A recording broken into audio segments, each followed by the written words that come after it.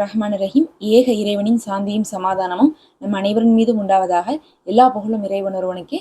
நம்ம தினமும் ஒரு இபாதத்தை பார்த்து வரோம். இன்னைக்கு அதுல ரொம்பவே பிரத்யேகமான நாட்கள்ல நம்ம இருக்கிறோம். இந்த நாட்கள்ல நம்ம ஓதிக்கொள்ள வேண்டிய ஒரு 6 சூறாக்களை பார்க்க போறோம். இதை ஓதற்கு 1/4 மணி நேரம் கூட ஆகாது. ஆனா இந்த சூறாக்கள் 6மே சின்ன சூறாக்கள் தான். இதை 7 முறை ஓதிக்கொள்ளுங்க. உங்களுக்கு இந்த வாரத்திலிருந்து ஆரம்பிச்சு அடுத்த வாரம் வரையும் இதுவே எல்லாவற்றுக்கும் போதுமானதாக இருக்கும். ஏன்னா இதை கில்ரு அலைஹிஸ்ஸலாம் அவர்கள் சொல்லி கொடுக்குறாங்க. ஒவ்வொரு வாரமும் நீங்க என்ன பண்ணுங்க, இந்த சூறாக்களை 7 முறை ஓதி வைத்துக் கொள்ளுங்க. அதுவே உங்களுக்கு அடுத்த வாரம் வரையும் போதுமானதுன்னு சொல்லிட்டு ஒரு வயதானவர்களுக்கு சொல்லித்தராங்க. அவங்க மூலமா தான் கசாலி ரஹமத்துல்லாஹி அவர்கள் தங்களுடைய புத்தகத்துல இதை பதிவிட்டிருக்காங்க. அதனால இந்த நாட்கள்ல இது ஓதுவது ரொம்ப சிறப்பாக இருக்கும். அந்த சூறாக்களை பார்க்கலாம். அதுல ஒண்ணு ஆயத்து, மிச்ச 5 பாத்தீங்கன்னா சூறாக்கள். எல்லாமே உங்களுக்கு தெரிஞ்சதாக தான் இருக்கும். அதுல முதல் ஒண்ணு பாத்தீங்கன்னா சூரா அல் ஃபாத்திஹா, அல்ஹம் சூரா. அல்ஹம் சூறாவை ஒருவர் 7 முறை ஓதிக்கொள்ளணும் இந்த நாட்கள்ல.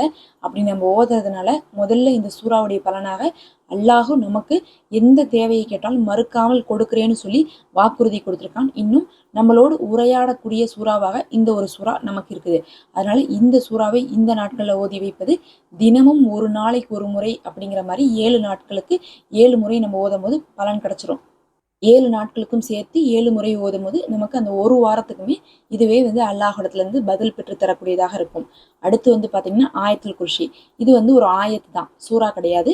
சூரா பக்ரால வரக்கூடிய ஒரு ஆயத்து. ஆனா இந்த ஒரு ஆயத்தை ஓதுறதுனால நமக்கு ஏராளமான சிறப்புகள் இருக்கு. அதுலயும் பார்த்தா இந்த ஆயத்தை ஓதுனவங்களுக்கும் மரணத்துக்கும் உள்ள இடைவெளி மட்டும்தான் சொர்க்கத்தை தடுத்து கொண்டிருக்கு.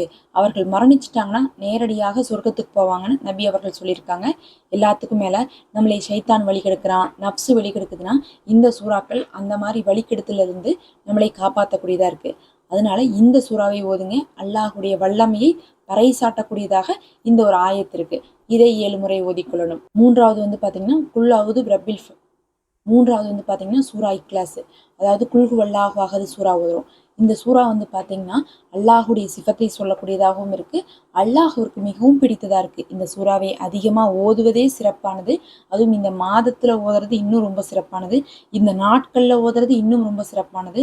அப்படி இந்த சூறாவை எடுத்தா ஒவ்வொரு நாளும் நேரமும் மாதமுமே சொல்லி சொல்லி சிறப்பு சொல்லலாம்.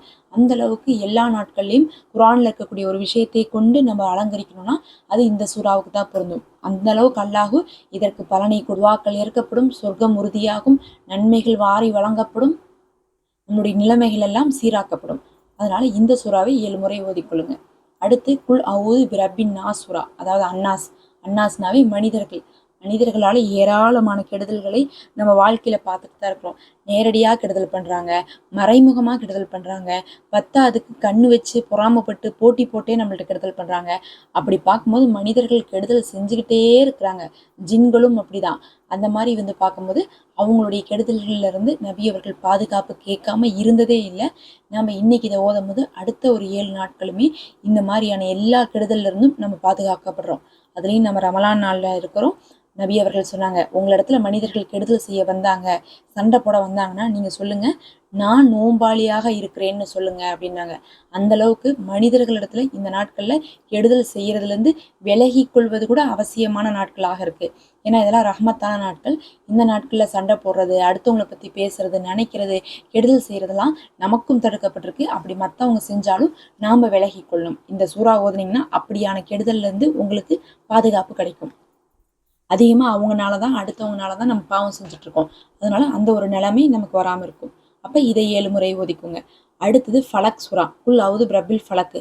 ஃபலக்கு அப்படிங்கிறது படைப்பினங்கள், அனைத்து படைப்பினங்கள்ல இருந்தும் நம்ம பாதுகாப்பு கேட்கிறோம். யாரு படைச்சா? அல்லாஹ் தான் படைச்சான். எதெல்லாம் படைச்சான்? எல்லாவற்றையுமே படைச்சான். காலையை படைத்தான், மாலையை படைத்தான், வானத்தை படைச்சான், பூமியை படைச்சான்.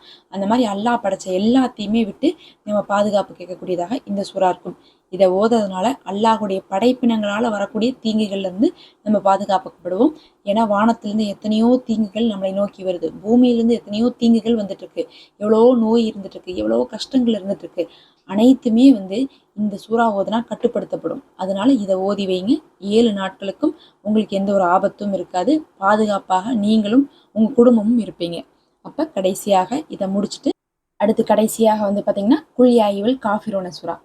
காஃபிர்களுக்கு எதிராக நம்ம ஓதக்கூடிய ஒரு சூறா. இதன் மூலமாக நாம் யாரை வணங்குறோம், அவர்கள் யாரை வணங்குறாங்க, நமக்கும் அவங்களுக்கு என்ன வித்தியாசம், நாம் ஏன் அவங்கள விட்டு முரண்பட்டு இருக்கிறோம் அப்படிங்கிறதெல்லாம் எடுத்துரைக்கக்கூடிய சூறாவாக இருந்துச்சு.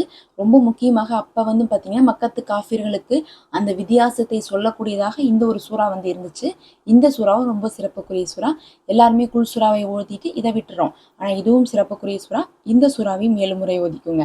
அப்போ மொத்தமாக இந்த 6ஐயும் 7 முறை ஓதி வைங்க. இனி வரக்கூடிய ஒரு வாரமும் உங்களுக்கு எல்லா தேவையும் நிறைவேறும். இன்னும் வந்து இதை ஓதன நாள்ல இருந்தே உங்களுக்கு நல்லதாகவே நடக்கும். அல்லாஹ்வே போதுமானவன். இது பயனுள்ளதாக இருக்குன்னு நினைக்கிறேன். மறக்காமல் சப்ஸ்கிரைப் பண்ணிக்கோங்க.